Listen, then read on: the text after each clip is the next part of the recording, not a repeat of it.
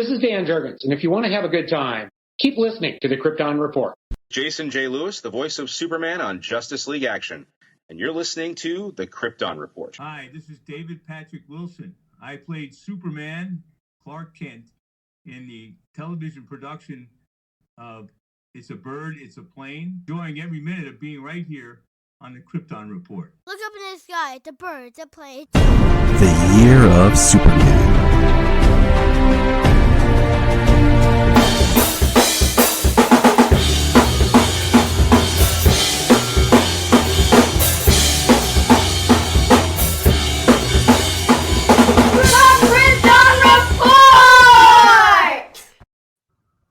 Welcome to the Krypton Report podcast. I'm one of your hosts, Tyler, the Superman of Blue.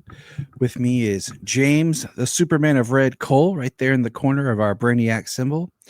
And down below, we have special guest, Mr. Case Aiken of the Men of Steel Podcast. Welcome, guys. Hey. Woo-hoo. Hey. All right. How's it going? I am doing well. I have some cool and exciting news. I can't share it at this exact moment. I will say it's super related, but I can hear soon, hopefully, in the next week. I have to wait for something to be announced first, but it's pretty cool. Ooh, let's sneeze. So we're going to dive into some news. Now, the first news that we have since we've recorded, because we have a different kind of schedule, is we got the 30-second Superman TV spot that everyone has complained about, the image of David Cornsweet's face. Boys, how do you feel about this image, this last shot? That's a fractal of like a second of his face flying. Oh, you know, I've barely registered the fact that this was in the zeitgeist. Like I saw the picture and I was just like, yeah, he looks fine. But I didn't realize that this would become like a meme level thing. Everything's a meme level, it feels like, anymore. You can't do anything on the internet without making it a meme. They freeze every frame, so I mean, once again, it just kind of feels like, oh well, it's a DC movie, right? So like the hate is just like it's always there every time a new DC movie is coming out. You know, my thing was James Gunn came out and said, we did the flying, we have wind machines, it's David's face, the type of lens that they used. He said it kind of, you know, and I'm just like, let's just wait till we see the movie. You know what I'm saying? Like, people overreact. But it was cool because we got that shot of him flying, which we had seen part of it in the like the teaser for the teaser trailer. And then we saw a different shot of Lex Luthor. So my wife and I on Hulu have been watching The Great, that has Nicholas Hoult in it as Peter, the Emperor of Russia. And he's such a lovable douche in that. And I'm just like, I already love Nicholas Hoult as an actor, but watching that too, I'm like, I think we're in for a treat for his Lex Luthor. So Yeah. I look forward to his portrayal of Lex Luthor, especially since we're going to have that billionaire Lex Luthor. Now we have this coming up, gentlemen. Super Pups Unite. Watch the Puppy Bowl Sunday, February 9th at 2 p.m. Eastern, 11 a.m. Pacific. We will include a sneak peek of Superman. Cool. I think that is ingenious. Yes. To do, rather than to do a Super Bowl commercial spot, to do a Puppy Bowl commercial spot. That is so fantastic. Oh, they're gonna they know what they're doing. I'm gonna try to watch that. I'll probably just watch it on the internet just because my nephew has his birthday later, and I'll probably be traveling for his birthday party. But I think that's cool. This Superman action figure right here went on sale the other day at noon. By 12:19, when I was alerted to this, because I was in a meeting at work, stupid meetings at work, it had pre-sold out from every supplier. So Oh, damn. McFarlane, Amazon, GameStop, Target, big toy store online, and something else. Because usually, if I can't do an Amazon pre-order, I do GameStop, and they were all sold out. But you know who did get one ordered? Levi. Our friend Levi, who gets every McFarlane. I think secretly he owns stock in that company. I swear. Would be. Okay, so let's see what other news. Oh, we have this going on. The Superman estate sues Warner Brothers Discovery, DC Comics, to push back the release of Superman in certain key areas. And I think it's pending from the Schuster side. It gets all figured out, you know. Oh, I hadn't seen that, so I can't really weigh in on any legal analysis of. I haven't dove into it because I didn't feel like going down the rabbit hole. You know, I'm just like, figure it out, guys. Like, it's good for everybody if it makes it. Let's see what other news I have here. This is pretty cool. Superman and Lois wins a Saturn Award, the Dan Curtis Legacy Award. I did watch a little bit of Tyler Hoechlin giving the speech as they won it. Well deserved. That's great. I am super excited, fellas. I didn't put my clip up here, but it was announced. One of my favorite comic conventions that every year I host a panel at, Tyler Hoechlin will be there in that Cincinnati Comic Expo. And I am pumped because I love going to that place. And I was supposed to meet him back in late February of 2020, early March. I can't remember. It was right before the shutdown because Jania and I debated it was at a Cleveland convention. Right. Yeah, I remember you were pretty disappointed when that was canceled, when they all got canceled. Yep. So I have, of course, I have my picture collage of all the different Superman actors I've met, but we also have like our family pictures hanging in the living room of Superman actors that we've met as a family. Gonna add Tyler to the collection this year, fellas. It's gonna be a good year. Speaking of Mr. Tyler here, this was cool. There's a quote that says, "I'm a huge Guardians fan, so I can't wait to see what James Gunn has done with it. David sent me a really nice note before they started shooting. He's a very, very classy guy, so I wish him and Rachel, Nick, and everybody their very best." That's how a Superman actor should be. It's just nice to see the synergy here. Yeah. I'm glad I'm glad he's looking forward to the movie, and I mean, like I said, James Gunn did a pretty good job with that sci-fi element of the Guardians and the cosmic side of Marvel over there. And from the trailers we can see, and he's talked about the Silver Age and having a really strong sci-fi element to this movie. Let's see. We got this shot here of Peacemaker. The director's slate signed as they have.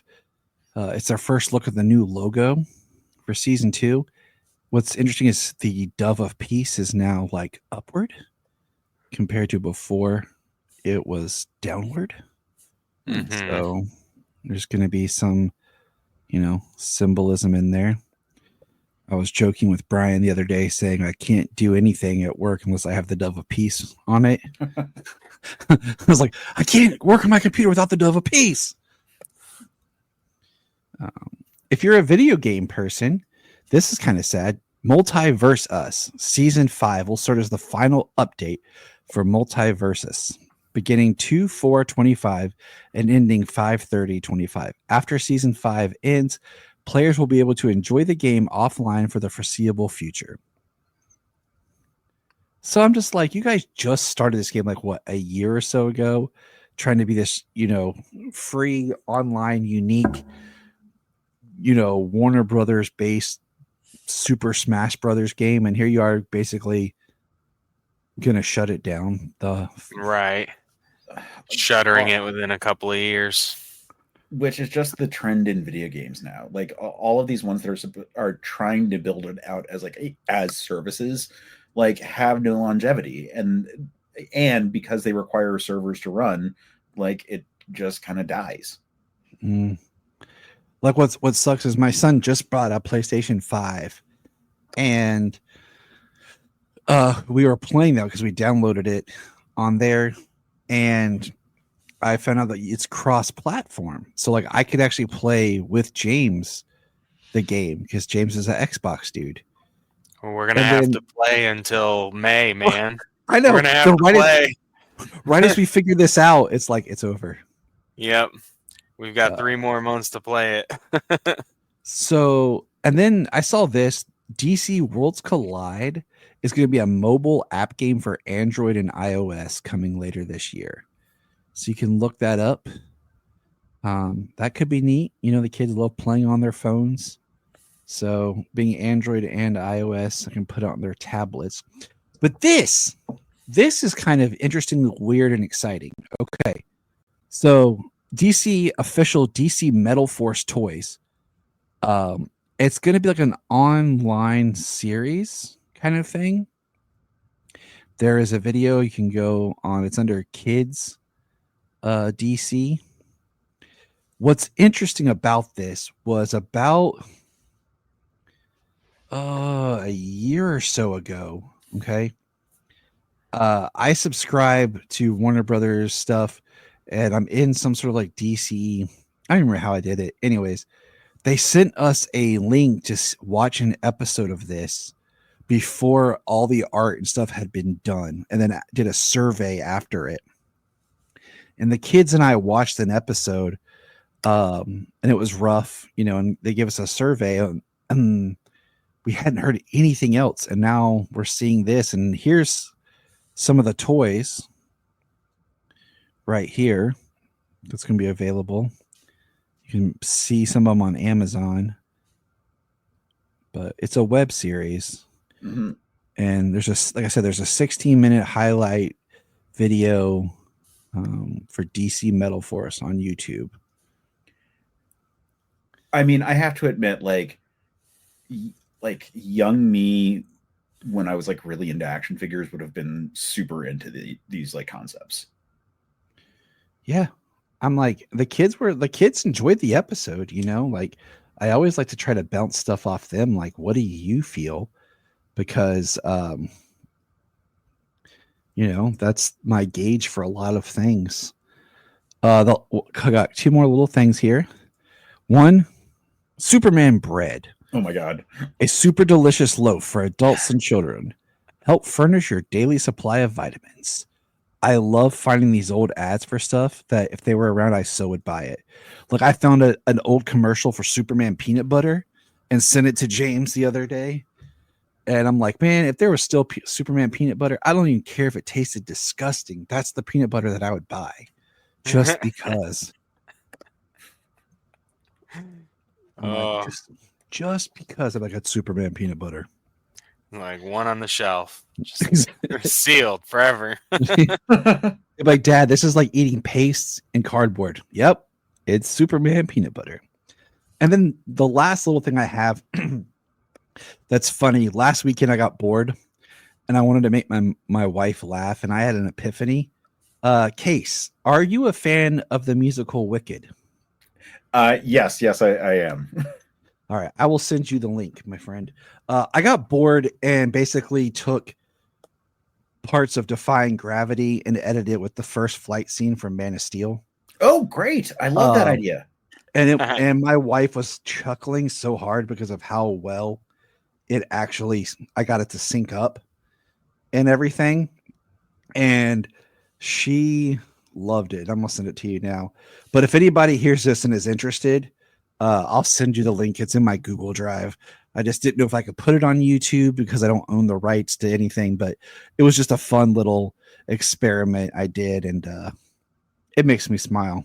I'm going to be honest. I have thought about how I could combine Superman with Defying Gravity.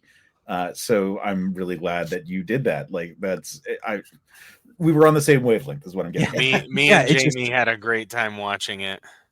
I was like, I had the idea, but I didn't know exactly which. And then I was like, oh, the Man of Steel scene's perfect for it. So enjoy that. Now, to get on with today's topics. With this episode of the podcast, we are jumping back into our ongoing comic reading of the Joe Kelly, Jeff Loeb era of DC Comics. Now, we had talked about how we're kind of coming in and out of a triangle era because, last week, the comics last month that we went over, the covers all made like a not one picture, but they all looked in relation to each other. And this month they are all completely different, but there is a couple times where they reference events in the other books. And one thing we discovered last time was that each one of these titles was designed to be a jumping on point for the character. So, and what's interesting is Superman, The Adventures of Superman, and Superman Man of Steel all have triangle numbers on them, but Superman in Action Comics doesn't.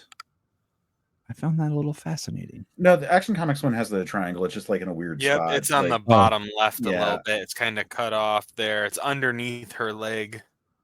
Well, then I chopped it and cropped it off when it's in a very weird spot. Like just for the record. I thank you for starting with this because this is a thing that I contemplate a lot when I think about the Jeff Loeb era, because it is it the triangle era or is it a new launching point for the series? And I would say that it holds on to some of the elements that are iconic to the triangle era. It has the triangle elements indicating like the issue numbers, obviously. So like you would say if that is your one criteria, then it is by definition, yes, part of the triangle era. But I would say that it is the difference of like the birds from the dinosaurs, or like it's an evolution of the triangle era that was intended to be a relaunch point. And so, yes, thank you for bringing this up because this all four of these issues, while there is an interconnected continuity between them all, they all are intended to be, here's a fully independent story, and it's a lot of fun in that regard. It is, and it's just interesting because we were having this conversation last time because I consider this is where they were trying to do the triangle era basically again, but it was fading out. It wasn't, the 4-book model of telling these connected stories. It wasn't working, and we needed to kind of go back to the each title doing its own thing, kind of, because it's I talked to Mike Carlin not too long ago, and he talked about how many comics he was editing and overseeing in a year, and keeping up that type of mass continuity and storytelling in the triangle area was difficult. So I guess we will be starting with like when we were talking about last month, like the books that we read last month, we discussed how they were like written, they had a number order in a triangle, but then none of those books connected. These four do have some overarching narrative or some things that connect, but I mean, besides books 1 and 4, with Mongol, and the mention of that stuff going on. I mean, it's really only the Superman married plot line that we're gonna get into, but which I would argue is a that pretty good actually plot goes line across. yeah, that goes across all four. Yep.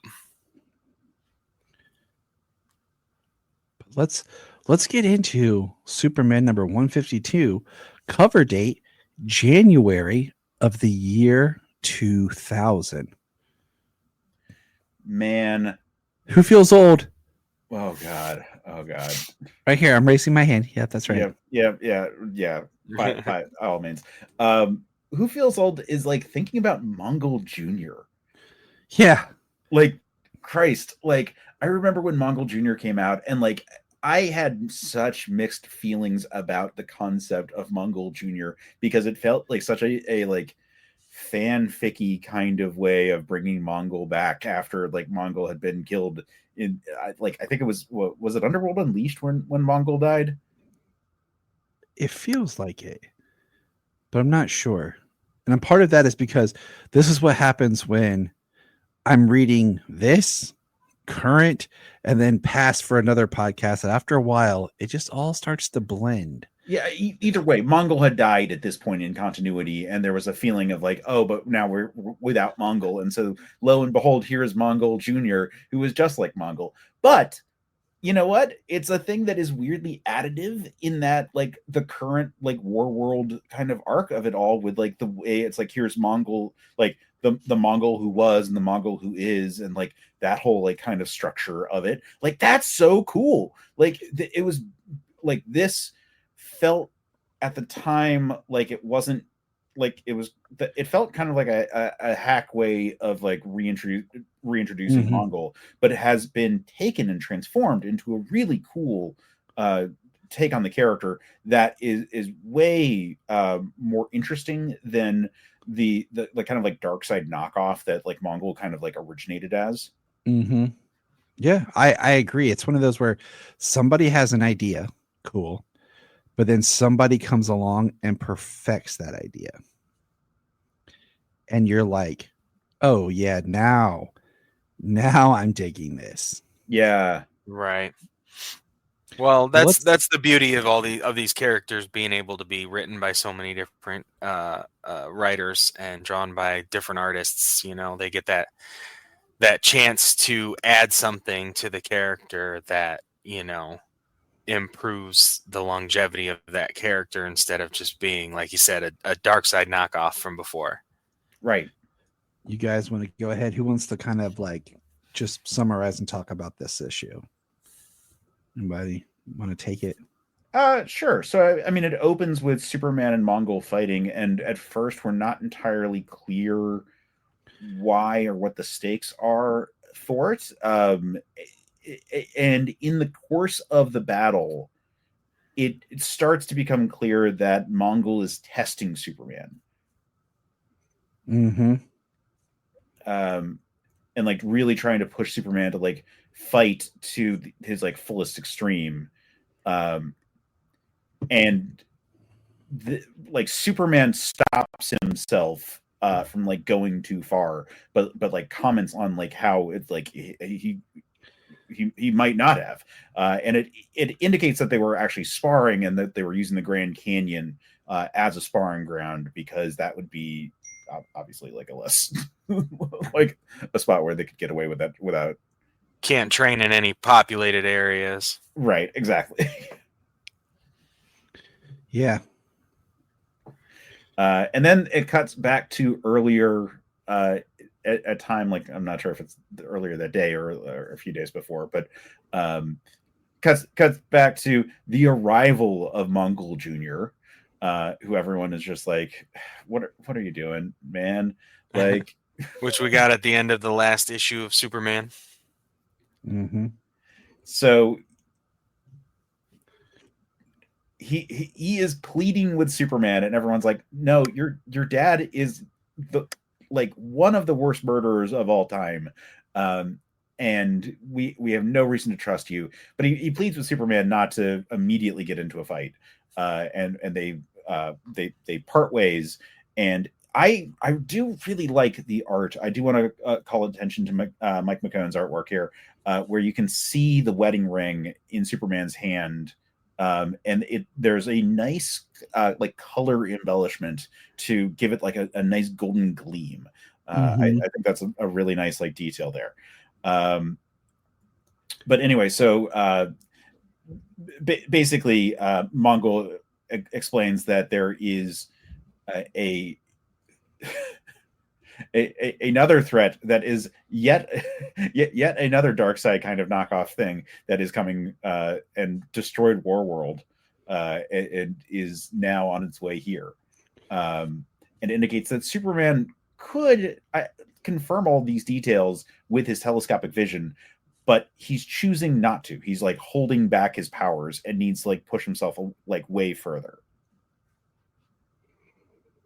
It is it's interesting because, like you said, these villains, they feel like knockoffs, but it's like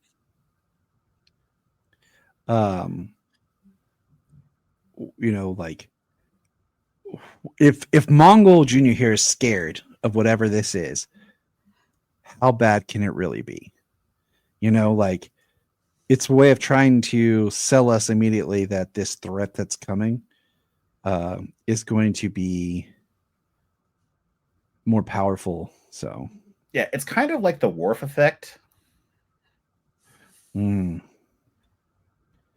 Okay, following you. Yeah, where in Star Trek the Next Generation, Worf is supposed to be the big tough guy, security chief of the Enterprise, and so to establish physical threats when they were introduced, they would just manhandle Worf. But as a result, he was eventually relegated to being not seen as that big of a physical threat until he got to Star Trek Deep Space Nine, where he never loses a fight. Because they have to like reverse that whole situation. But this is still early at that phase for Mongol Jr., who is, as far as we know, as like Mongol Jr. is like, did you guys ever watch Beer Fest? Yeah, so long ago, but yeah. But do you remember Landfill? And then when he dies, his brother Gil replaces him? Yes. He's just a bigger, better version of Landfill. Right, like a version with a cowboy hat was like the difference. Yeah. And like that's kind of what Mongol Jr. is here. Like it's just like, yep, it's just Mongol, like, but technically not dead for our purposes. Right. Yay. Well, as they do go down the line further with Mongols in more stories, they do the next in line tends to kill the Mongol I do really like that idea. Like the way they build on this idea, amazing. But I mean, it's like we're like what? But how old? How that long? idea like gets explored? Yeah. Like how old and how long are these lines of Mongols? You know. Also like, true. Yes. Do they only rule a decade and then the next one in line kills them off? I mean, it makes you wonder if they even make it that long. Like maybe there's one that rules for a long time, and then there's one that's killed off quick. You know, like I am now the Mongol who, right? Yeah, I am now the Mongol who is. You know, and then it's like where do they rise? Where do they rise from? Are they a race of beings, or is it like that? It's Warworld, a gladiatorial place where they just have kids and survival of the fittest. Whoever rises among the ranks of just all the bastards is the next one to kill. You know what I mean? There's so many seeds of Mongol out there that like they can just become like okay, I see that. That's an interesting idea. I was thinking of it as a lineage. Yeah. Like I was thinking of it like a direct lineage, but of just so many bastards. Yep. Yeah. It kind of feels like a very like House of the Dragon kind of thing right there. He strikes me as a barbaric type of person. It almost seems like that would be kind of the way it would go, you know? Yeah. I do on page 10 or I'm sorry, 11. That's a Black Label book right there. Yeah, it is. It's just a story of Mongol. That's a Black Label book. Do that. We have Clark walking around on the ceiling. What did you guys think of the flashback part of the story? He talks about the bully, with him and between him and Paul. Like, Well, I mean, I like at this time, they talk about how he didn't get his powers until he was pretty much graduating high school, or at least in his last couple of years of high school. So as a kid, he was just more of like a normal kid. I'm not a fan of that, but it is what it is. So, I mean, it's the time, it's the time of it, because there's always like a development of powers, and I think like him being strong at a young age, strong and fast, is a more interesting and trying story for the character. But Yeah, I mean, I think that the power level of Clark Kent in his youth is a fluctuating line that will just change however the story requires it. Because like if you think of like the original like Byrne origin, he like survives like being trampled by like a cow, right? And and he's like a kid. So clearly like there's like invulnerability kicking in pretty early on, or at least like some degree of durability. So like how old is he here? Is he actually not powered? Like did he have like a slightly super strong punch just there, which is how he just like broke someone's nose casually? Like I don't know, like yep. He's Superman. I think at least from a young age, he had an aptitude to punch. Yeah. Nice square punch right in the nose. I do like the upside down kiss that follows between Lois and Clark. It apes the Spider-Man kiss. It does. Well before. Oh yeah, I guess you're right. It would be well before. Yeah, you would say Spider-Man took this. Now I don't know if that ever happened in a comic book. I mean, it seems ripe for a comic. Yeah, sure. For a Spider-Man comic, yeah. But yep, from what I can tell, they aped this. yeah, you're right. This would be like a year and a half before. And then we get Jimmy in the dark room looking at his computer and revealing that he caught the wedding ring on this. And then he discusses that he could maybe like remove this. And it's such a funny explanation from 2000 of what Photoshop is. Yeah.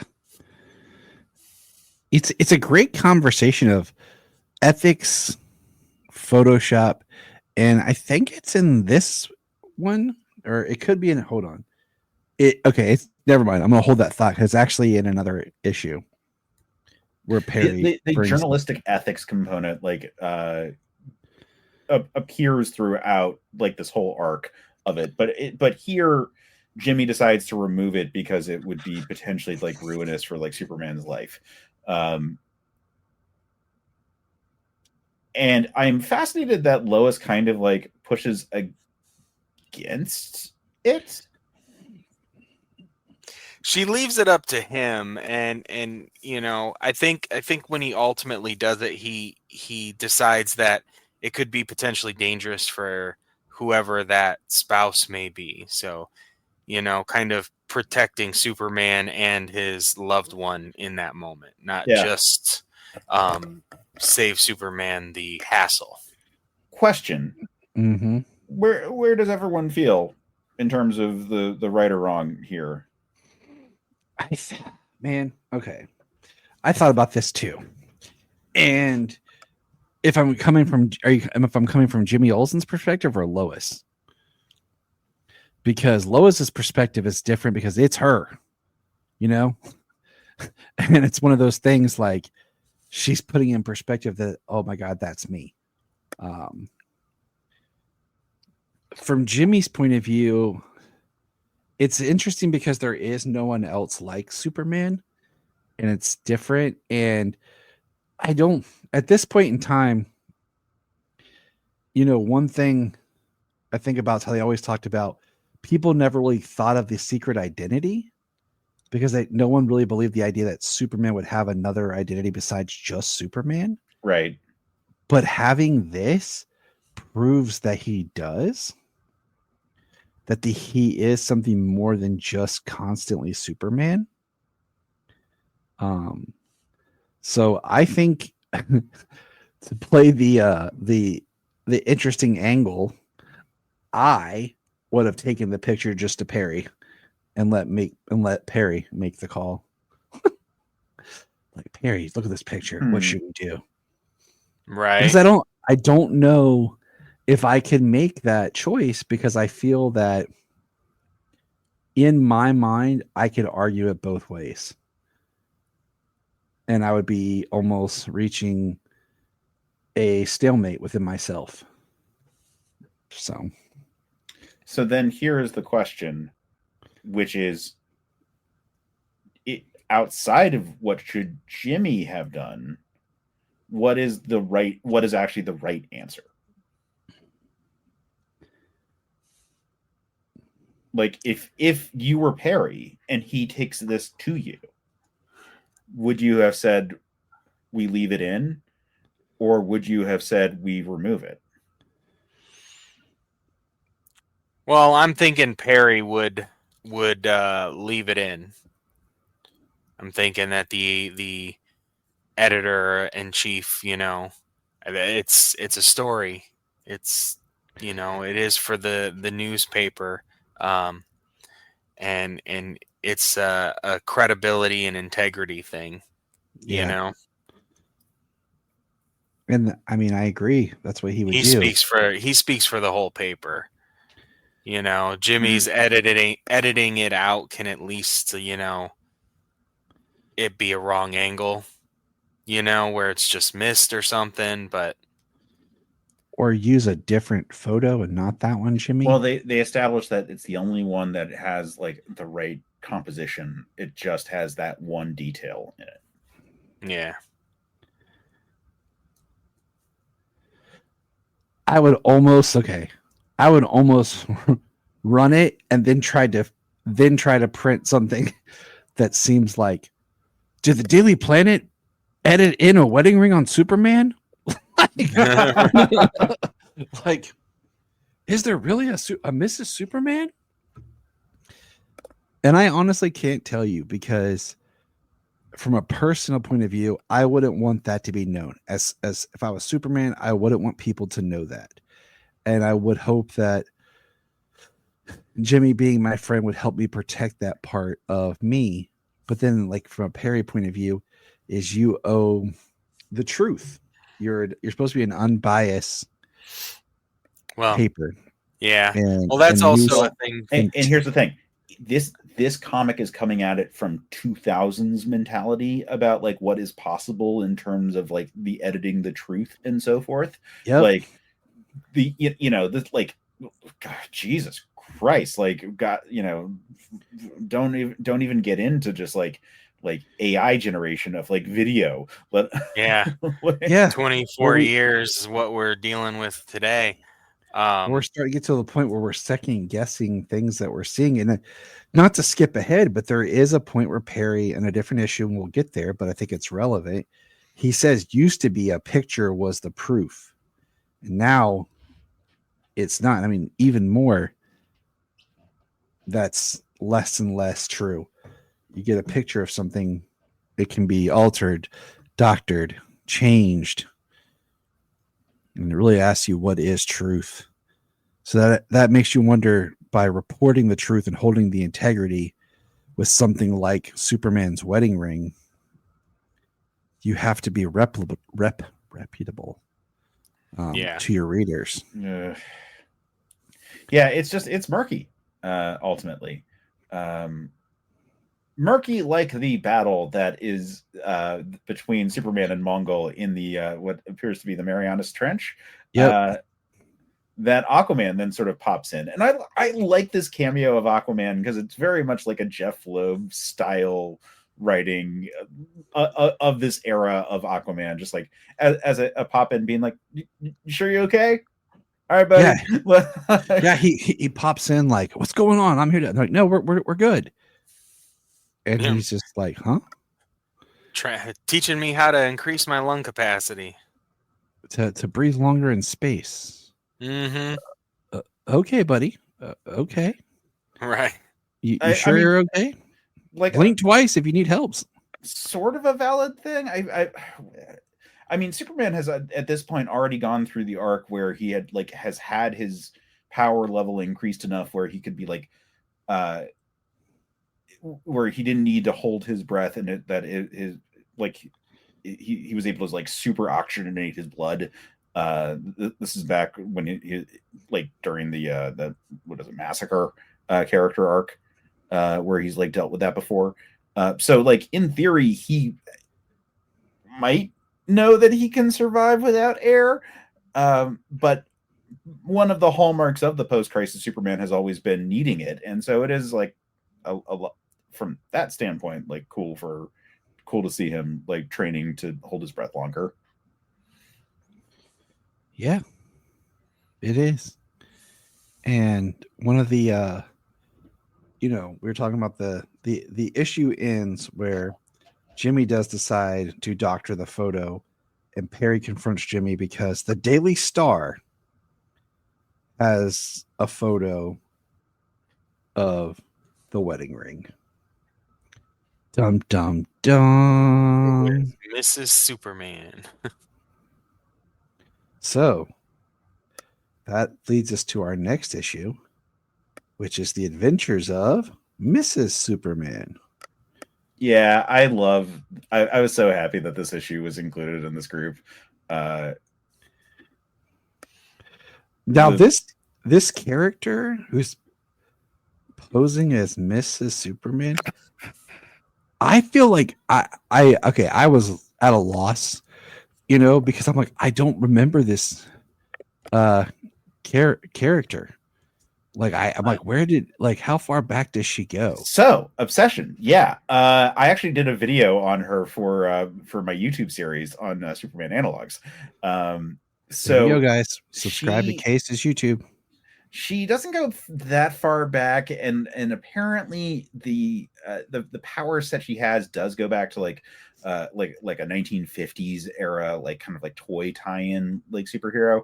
But the basic power set is very similar to like a Captain Marvel Shazam style, powered by Greek gods. I'd have to double check to say which ones exactly, but we see her shoot lightning because she has like the powers of Zeus, and she's got like Mercury speed kind of abilities and all that jazz. Like it's I think it was coins. It was some kind of artifact that she had, and they only go back to its Triangle era when like Stuart Immonen was like the artist on it. So like we're talking about like what, like 98, 90. Okay, so not too far back. Yeah, so only like 2 to 4 years before this issue. Which is funny because it's right there in the sweet spot where I haven't got yet on either podcast. So It's just kind of funny. But I'll get there eventually. Yeah, so it makes sense actually that this is an issue written by Immonen, because he would remember her because he was, I believe, the artist back when she was introduced. Makes sense. Nice. That said, I way prefer this outfit for the character over the like green outfit that she first appeared in. This like Mrs. Superman design on a character who is just like obsessed with Superman, like that's her shtick. It looks actually pretty good. Like it feels like she's forcing kind of a sexy Superman kind of design. And I think it works for this stalker, like Superman stalker character. Yeah. I agree. I think I like that her color scheme it's like red and blue, but it's like a blackish blue. It's not exactly like, it's not a 1-to-1 match of his. Yeah, it's a darker shade. And she shows up and he immediately is like, obsession, great. Right. And everyone's like, it's Mrs. Superman. He's like, oh no. Yeah. Well, the issue opens with some kids, maybe teens or something, maybe young adults, buying a drug, DMN, and it actually transforms them into like demon monsters who are like robbing and rampaging across the town, across Metropolis. That Superman and Mrs. Superman, that obsession, have to fight. That's really hardcore if you think about it. Yeah. It's interesting the number of like super drugs that are out there in DC Comics. Like I immediately was thinking about Tar, which I believe was a knockoff of Venom that turned everyone into like Hulks that like showed up in like the Steel issues, like the opening arc of Steel. But then you've got Venom, you've got Miraclo, like there's just like all kinds of just like superpower drugs. And here's apparently one that they turned Vertigo into a drug on the CW. So yeah, I mean, like every superpower you could imagine probably has a drug out there. And here apparently allows you to turn someone into like an Etrigan style fucking demon. Yep. That's what they should call it. They should call it like something E.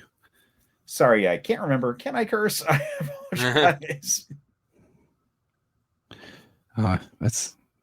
You remembered a lot more of the drugs than I did. Like I was trying to remember all of them because you're right. They do keep taking and changing things, but this not often. No, we don't usually drop the F-bomb. Yeah. Okay. Thank you.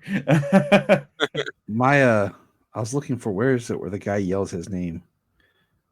I feel the power of Gabriel Van Daniken. Yeah, he's Gabriel Van Daniken. Are you kidding? That's the most ridiculous name for a supervillain I've ever heard. And he goes into a whole rant like, just because I built a containment suit and tried to poison the water supply, I have to give myself a stupid alias. Get a grip, Superman. I'm 35 years old. Right. I was just kind of like, I would still give myself a cool name, but whatever. Right. It was the type of Stark that I expected from a Mark Millar script. Yeah. Like I chuckled a bit at it, but it definitely was that like I'm too cool for your superhero kind of stuff. Yeah, like I want to write superhero comics or talk about them, but at the same time, I don't. I want to poke fun at it too. Yeah, like I'm smarter than the material kind of thing. But I do think it's a funny joke though, where he's like just using his name. He's like, I don't care, like whatever. Yeah.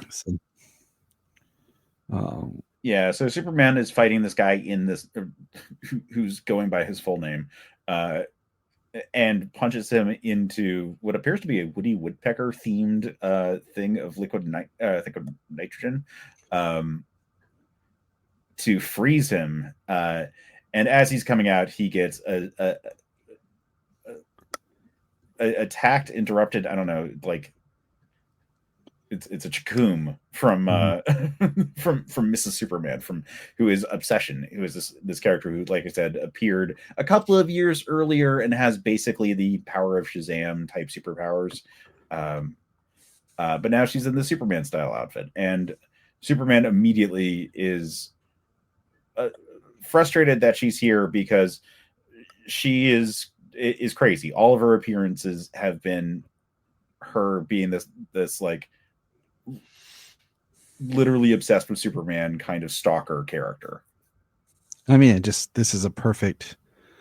I'm surprised we didn't get more of this, of like people like that stereotypical person just trying to attract attention, like saying, I'm Superman's wife, and has like fake photos of her with Superman, like just some woman on the street claiming to be the wife of Superman. Wasn't that a plot line in Lois and Clark? Yeah.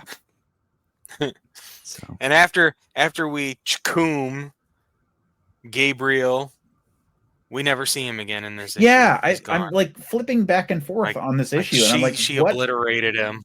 Yeah. I mean, yeah, and I was hoping that he'd pop back up, but nope. Nope, doesn't show back up.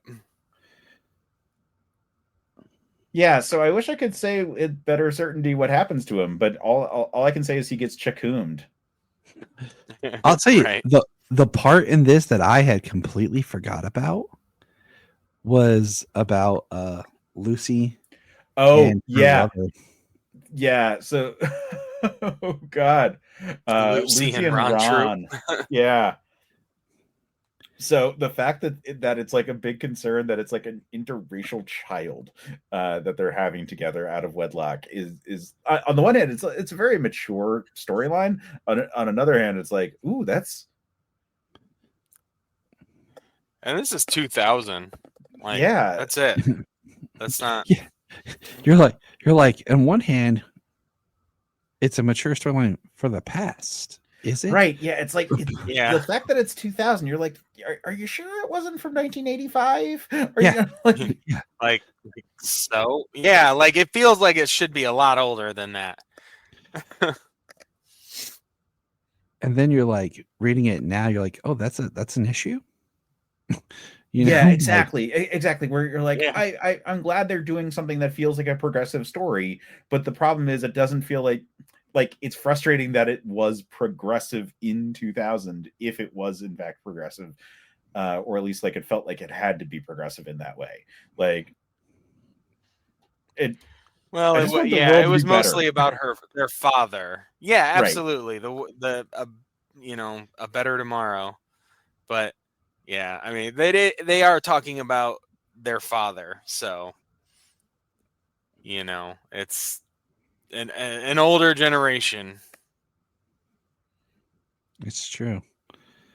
It's true. Anyway, so it continues where we sort of catch up with what is going on with Ron Troop, and we establish that whatever is going on is up by the mission that Troop is working at. So he heads up there. Meanwhile, Lois heads up there also, and these like demon drug addicts are like attacking. I like that. Demon drug addicts. Yeah, like what? How? But we get some action shots of Superman being chased by Obsession, and just sort of a reminder of like her like magical lightning powers and so forth. And he convinces her because she's fundamentally not a bad person. She's just like obsessed with Superman to the point of it being a major problem, not a little problem, like a major problem with the character. But she What's funny is, sorry, go on. I was saying it's funny just from the perspective is because everybody on the ground is like, that's Mrs. Superman, and she is, who are you married to, and she's attacking him for it. Yes, yeah, like for people who are confused about the situation. Yeah. But anyway, so they do ultimately team up against these DMN druggy characters, and she takes an attack which is like the actual wound is off camera, and as a result I'm not entirely clear what happens. Like it looks like what the demon goes to like slash, but then there's like electric stuff going on, and maybe that's electric stuff going on from her, but either way, she takes a mortal blow at this point and actually dies. This is the death of the character. When she appears again, she is in the afterlife. In passing references there. So weird send off for this character. Very, very weird. Because it's weird because I had to read it twice because he's holding her, and she says, "Do I really have to spell it out the rest?" Well, then we see Superman and the people. Then he takes his cape off, and we see him flying away with the demon, the drug demons, Yeah. And then it cuts back, and there's one of them on the ground and her. And we have the line about pointless death, and it's just like, oh, okay, so she's dead. Like it feels weird, almost anticlimactic. Yeah, you know it. I wonder if Well, this is. it I think goes this is the into mysterious character from the beginning, the selling the drugs, and then his eyes are glowing in the alley. yeah, sure, that makes sense for the character there. But I think in terms of the issue, this gets into it being a a a plotted by Stuart Immonen, who is mostly known as a penciler, and then scripted by Mark Millar, who say what you will about Mark Millar, but like I would say like at least like knows how to like structure like the beats of a story. I think this one is it kind of feels Marvel method where it was like Immonen like sort of paced at or like explained how he wanted the issue to go, but like I don't know. It just feels like I'm trying not to be insulting to someone who is like a true like an incredible talent in this all. But it just feels like it's a script that was written by someone who's more of a penciler than a scriptwriter. Mm-hmm. I know what you mean. Yeah. You know, it's just yeah. Sometimes when artists write scripts or write their stories, there's something missing. Like they have a good idea, but they just don't bring the story home. And Right. Yeah, it's just an inability like to communicate it because the way they communicate it is artistically, as opposed to like in the script format. And so there's just a lot of like things that seem to happen off camera or in like weird logical jumps throughout this whole thing. And yeah, ultimately the figure presumably from the beginning sort of like shows up and kind of like teleports away the corpses of the demon druggy and obsession. All right, fellas. Calls them an appetizer. That's not scary at all. Mm-hmm. It's a little ominous. All right, we're gonna move on to From Krypton with Death, Superman, the Man of Steel, number 96, which is number 3 in our triangles. Now, this issue, I will say real quick that the Superman story of this issue, not really a fan of. I'm also in agreement with this one, and part of this is that like what is it, Torque Vow or whatever it is, like the Kryptonian martial art. I have never been a fan of as a concept. I am so tired of like anything to do with the Eradicator right now. That just whatever Superman's doing, like I like his little conversation with Steel, but everything else with him, I could care less. To me, this issue works with the Perry and Jimmy, because this was the one where Perry confronts Jimmy about the picture, and he has the line. Where is it? A photograph used to be the ultimate guarantee of the truth, but now with all these newfangled digital capabilities, Olsen, you've been granted a great power. Just don't blow it, kid. Because right there's the truth, man. Like, you get a photo like we were talking about, and that was it. And now we're at a point where you look at an image and you're like, is it a filter? Is it a Photoshop? Is it AI? You know, what all's been done to it? Like, is it deep faked? You know, it's like, I don't know if it's real anymore. It's so easy that it messes with our eyes. But yeah, the only stuff in this issue that I really do like is the Justice League press conference and the Jimmy Olsen and Perry stuff. Yeah, I do like how the Justice League says we are all married and everybody's got a ring on their hand. Yep, to the Justice League. And it's, Plastic Man, Walter Martian West is there. Martian Manhunter, Wonder Woman, Kyle, Green Lantern, Steel, and Aquaman. And I think that was a pretty smooth move by them all presenting themselves with having wedding rings. Wedding rings, yeah. It's like they're communication devices, we swear. Mhm. Communication and GPS. We got you all locked down. Yeah, and they note that it's weird that Superman's not there, and that's because he's like currently in like a combination battle of like psychic armors with just just a regular psychic fight. Like we're just like cutting to shots of them thinking at each other. Yeah.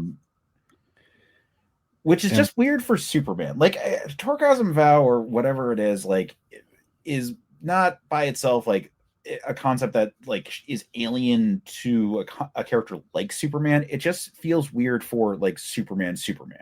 Yeah. Oh no, I get it. Like if it was one of those where we have the battle of the mind while there's also the battle of the body doing something, or there's like somebody battling something to protect Superman's body while he's battling in the mind. And it's just like Lois walks in the apartment and we learn that she picked up an artifact when they were at the fortress, and then Superman heat visions it and ends the battle.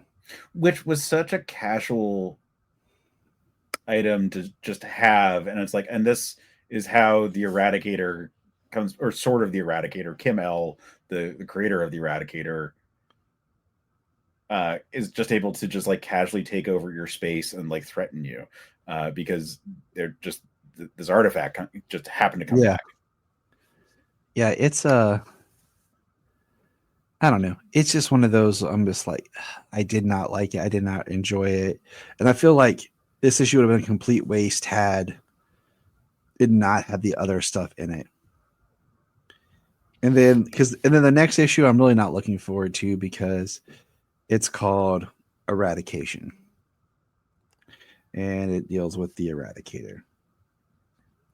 Like I said, I am just so tired of the Eradicator. Yeah, the cover for the next issue is very much an Eradication focused story, and this is the issue that like kind of makes it feel the most like a Triangle era one, mostly because the Eradicator. Yep. And referencing Kim L and all that. But I agree. I don't really like the story. I just Superman as a psychic character, again, works for characters who are Superman like, but for Superman proper, it just doesn't quite feel right. Mm-hmm. I agree. All right, boys, let's get to the last issue, Superman in Action Comics, which this is a ride, my friends. This is I mean, just one thing before we move on. I mean, once in a while, I mean, he's got to be a well-rounded hero, you know. Once in a while, he's got to take on something he's not that's not normal for him.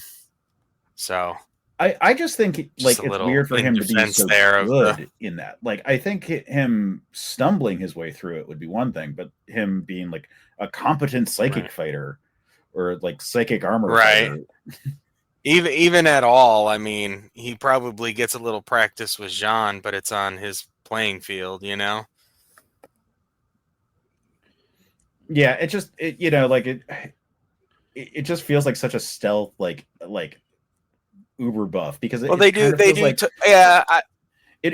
talk about psychic blocks and right. They do talk about like the characters having like psychic blocks and things like that they've instilled or erected, things like that. So I mean, it's plausible that they have a little bit, you know. I don't think he should be proficient in it, that's for sure. Yeah.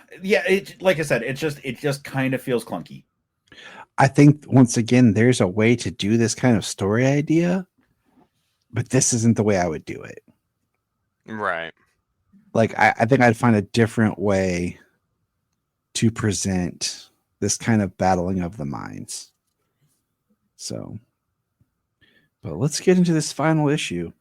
Superman in Action Comics 761 featuring Wonder Woman, also known as James's lover.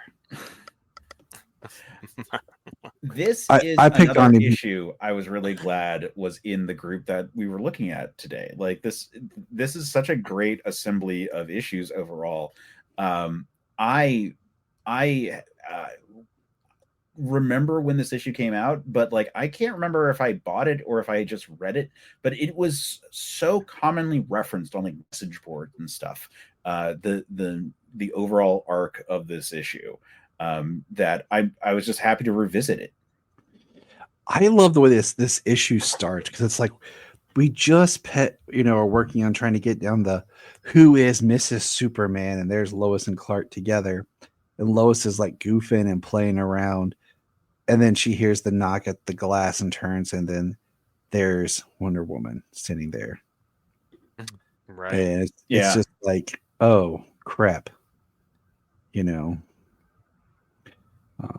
and Lois kind of, the idea, like I always think it's interesting, this Lois looking at herself, like when she sees Clark kind of as more than just Clark, when she sees more of the super aspect, the almost godlike portion of him, where she's like, I'm an Amazon princess. Mind if I borrow your husband? I need someone to polish my tiara. And then you can kind of see how she puts herself down without really, like just in the look and everything of how she's feeling about herself. But I do like, as this goes, where you see more of the strong friendship between Lois and Clark. Or not Lois, sorry, Diana and Clark. Yeah. I really like that strong friendship that they have cultivated. But it's the one thing about this issue that kind of, it chuckles me, and I don't know if you guys feel the same, but for me, like, I'm very accustomed to, like, with DC being in the realm of the Greek pantheon and being okay with everything. And then on the flip side with Marvel, I'm okay with being, connected to the Norse pantheons. But then when like Hercules shows up in Marvel, it just bothers me. Or here when Thor shows up, and I'm just kind of like, I don't know. I don't know. It just doesn't work for me, or just feels weird. How you guys feel? Like with the mythological people. So there is a precedent for stories like this. There was the whole thing with like the JSA being trapped for a period of time, like living out Ragnarok for like something like basically the same story. And this was like in the late 80s, early 90s, for when they were like trying to figure out like what to do with the JSA for a stretch of time. So like the Norse pantheon has been around the DC universe, but I agree, it does feel weird. It does feel like it's treading on Marvel's toes. In it, I mean, I like Hercules and Marvel. I feel is like established enough that it's a little bit different. Although I do personally prefer to just like have the Eternals be the. Yep, me too. Yep, but that's getting into a much weirder area.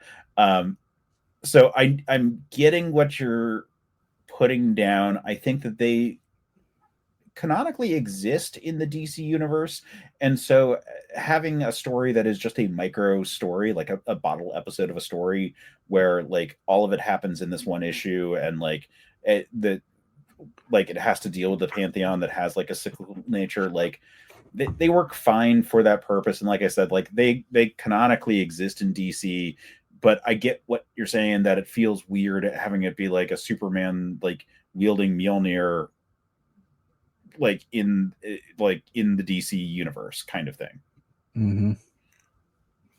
It's just one of those things. Like, one group has very much embraced and elevated it into its DNA to the even to the layman, like Wonder Woman's Greek goddess and all that. Yeah. And then Thor, of Asgard. But that when you do touch on one of the others, it just kind of feels odd. But I understand exactly where you're coming from and saying, like, yeah, if you're a comics reader and you've been around and that's what you're focused on, it makes better sense than if you are just the the person. It's like in All-Star when Superman goes up against Hercules and Samson. Yeah, and they just like kind of show up and like it's just kind of like, okay. Like, I know Samson was a strong man from the Bible, but he wasn't like fighting fighting Superman level of strong. Jeez.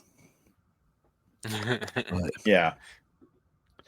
No, I mean that's totally fair, and like Wonder Woman primes you for a Greek god story. Like when she shows up, that's what you think is the pantheon that you would be dealing with. So it's like weird that it is a Norse pantheon that it then is the driving thing here.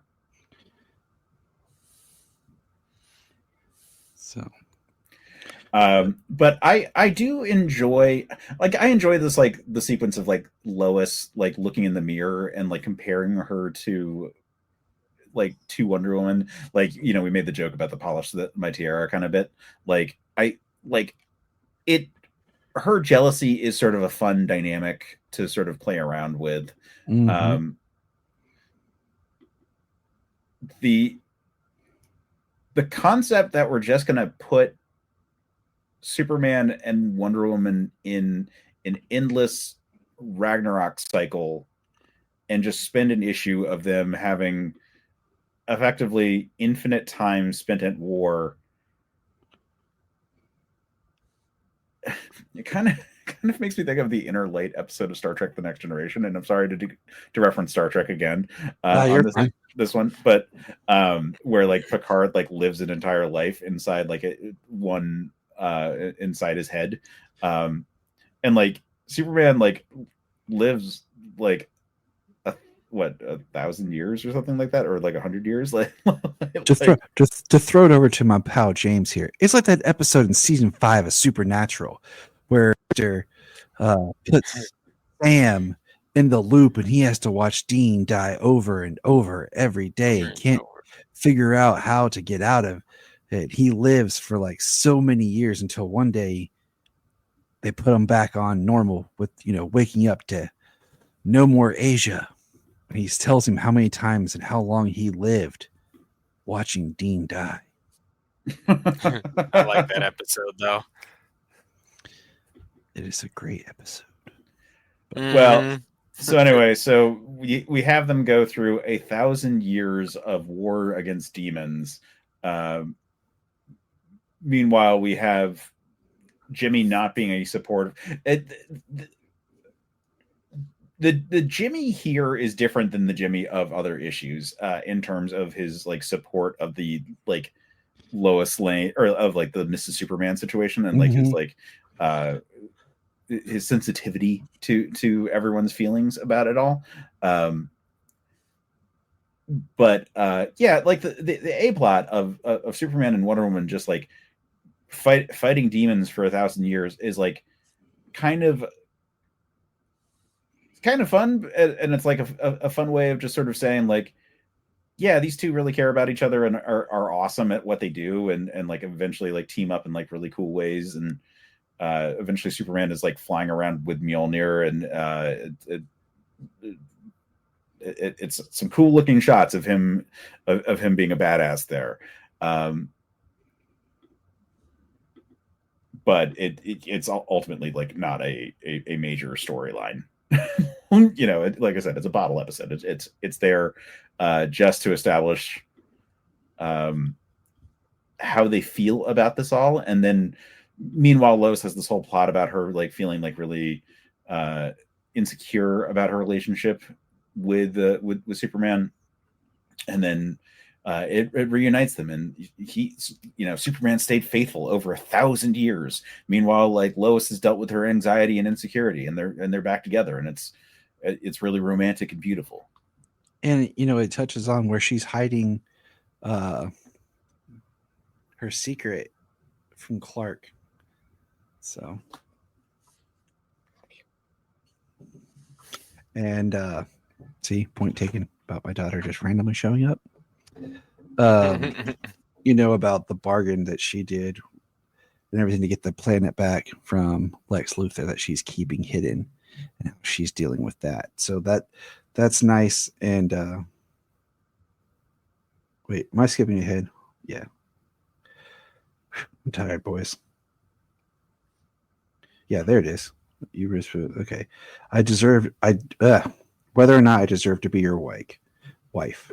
I can't talk anymore. And then he swoops in and takes her. Mm-hmm. It's beautiful.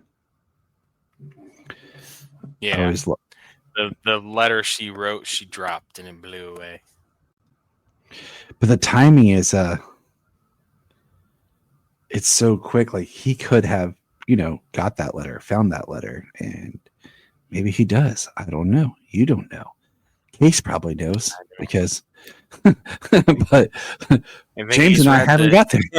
I will have to reread this era. This was a lot of fun to dive back into this period of comics. I was reading these very actively at the time, but I feel like the Loeb books sort of like took the spotlight at this era. Mm-hmm. I agree with you. And that was part of why, like, when we were trying to figure out what to do in comics, and do something a little bit different, part of it was trying to find an era that neither of us were really super versed in. And also because of what you said, like, you have a really good writers on all sides, but this era, the early 2000s, people always think of Loeb. Yeah. And so we decided to do it the way that we're doing to approach, because Mark Millar on his own is a pretty prominent comic book writer creator. Yeah, and he's done some really good Superman stuff. Like, Red Sun aside, everyone talks about his run on the Superman Adventures as just really fantastic Superman books, and this is an era for him. We got Joe Kelly over on Action Comics. Like, that's awesome. Yeah, and we we're approaching Joe Kelly. We talked about him, where James and I had recently rewatched Superman versus the Elite. So it's an interesting time, and I'm excited to be exploring it. But yeah, you're definitely building towards that era, and it's like it was a cool relaunch point for Superman books that had I don't want to say gone stale, but they certainly needed a shakeup of some kind after after Electric Blue Superman, and after pulling back into sort of a more traditional Superman form, and doing the stories that they could with initially with like Superman and Lois being married and so forth. Like they had tested a lot of the story possibilities, and a creative team shakeup was just kind of due for the books. And so that was what the Loeb era was representative of. Now, were there other possible creative teams that could have come in play? Yes, I have some of those plans leaked online, and they're certainly really interesting. Yeah, absolutely. Like the Wade, Morrison, Millar, Pitch. I feel so bad because I always forget the fourth writer on this one, and it's Pyre. Tom Pyre. They would have done this really elaborate sort of relaunch of the Superman books, and instead they went with this sort of softer era with Loeb and McGinnis doing what was a real revitalization for the character. It's a time frame, and one thing that James and I have talked about is no matter what, DC has never done a hard reboot. They've always kind of done these soft reboot tweaks, and even when they try to say, "Oh, we've done this," like even Man of Steel, as you read that, there's references, and we get into references of the past. They tweak it along the way. They cannot do a hard reboot on Oh yeah, don't get me started on characters. like all of their they because it's always like the Batman books are always doing well, and so they don't change any of the Batman stuff, and thus like some of the continuity can't change in that regard. Like the Green Lantern books always are like spared the continuity changes, even though the Guardians of the Universe were the creators of the multiverse, and thus the Crisis on Infinite Earths should have had drastic ramifications on the Green Lantern Corps, and yet it didn't. And then they're like, "Oh, we're gonna do this omniverse thing, so everything, everywhere matters." And you know, one of my biggest complaints about stuff is once you start introducing the idea of multiverses and things like that, it weakens your continuity in your story, because you can just always, oh, that happened on another Earth, or that's another version. It doesn't matter anymore. Nothing really has the weight of the continual development of a single character's life and story before your eyes and the trials they go through. So, well, I don't know about necessarily the multiverse by itself removing that scenario, because I think like the original DC multiverse had the value of like Earth 1 Superman was Earth 1 Superman, and Earth 2 Superman was like very distinctly a different character. I always thought that like they could have moved on to a new Earth as being like the focal point of their stories, and just like allowed that to develop, but like kept the old Earth out there available for everything. And then that way you could have had like the same thing that happened with like the Infinity Inc. and so forth, where you're allowing that world to age a little bit. They could have allowed like the 60s DC Earth to age a little bit, and then like also started a new Earth simultaneously. And then you still would allow for the stakes of those characters, like the Catwoman of Earth 2 dies, and that's why Huntress became a character. Like, you know, like there's stakes in those characters existing that could still exist, based around like it's still distinctly like the version of from this continuity and from this like Earth. No, I get what you're saying, but it's just something you see like in movies and in TV shows where they just want to keep changing things, and you're like, okay, but all right. The soft reboots like don't work for me. Like I mean, on the one hand, like I get sort of like I remember being overwhelmed in the post-crisis era, where they were constantly trying to prove that they were that the reboots that occurred, and that like they had to explain everything. Like, you know, the fact that we had to explain the fact that like Black Canary was one of the founding members of the JLA, you know, like, and that we had to like go into great detail about that. You know, all well and good. Some good stories came out of it. JLA Year One is great. But it was a lot of work that people put into it and didn't necessarily need to. But on the other hand, they also fumbled the ball on a lot of that reset stuff, and continue to do so every time they try. Amen. Well, Case, thanks for joining us today. Yeah. Thank you for having me on. These were great to talk about. Where can people find you? Yeah. Your podcast. These days, as far as social media goes, I'm directing most people to the Blue Ski. So you can find me at Case Aiken. I think what is it, bsky.social or whatever the Blue Sky thing is. So that's for social media purposes. So that's the option there. As far as if you enjoyed listening to me talk about Superman stuff, I have my own Superman podcast, which is called Men of Steel, which you can find at certainpov.com. I also have a movie show that is on the same network called Another Pass, where we talk about movies that we find fascinating but flawed, and discuss what could have been done at the time of production to make a better movie. And so those are my two main things. And then both of those shows are on the YouTube channel for the Certain POV Podcast Network, which is Certain POV Media on YouTube. And so those podcasts, as well as videos that I work on, both for Superman stuff and for D&D stuff and other stuff, are up on there. So that's all the things you can find me working on. Awesome. I just had to go double check while we were sitting here talking. Shut up, YouTube ad. I had to go double check because, you know, you follow people and then you're like, wait, am I following you on Blue Sky yet? Because you're trying to keep up with people, but then you don't. So yeah, I just went and followed you on Blue Sky. Oh, nice. Yeah, the social media the X is just does not feel like grounds that I want to be on these days, and so I'm trying to filter us off of there. It's just there's it's always I'm trying to. It was so important. It's so frustrating because Twitter was for all of the problems of Twitter, it was the closest that we have ever gotten to figuring out electronic telepathy. Yeah. It was the best solution that we had come up with in terms of just being able to just shout your thoughts into the universe and also direct message people. It was right. And we're trying to find a way to make that better. But until next time, my fellow super people, remember. Look up in the sky! Thank you for checking out the Krypton Report.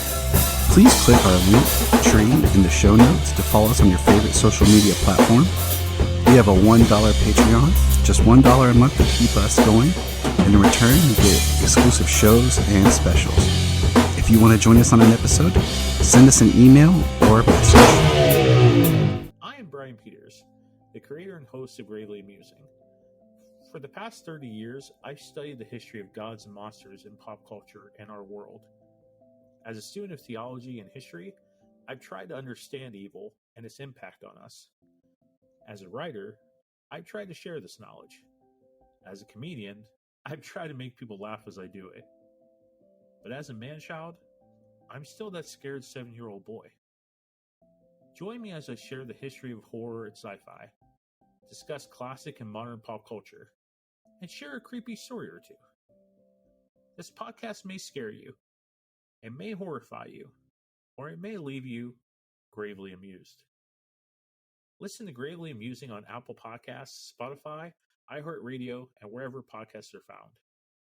Follow us on Twitter at Gravely_Amusing or on TikTok at Gravely Amusing. Look up in the sky!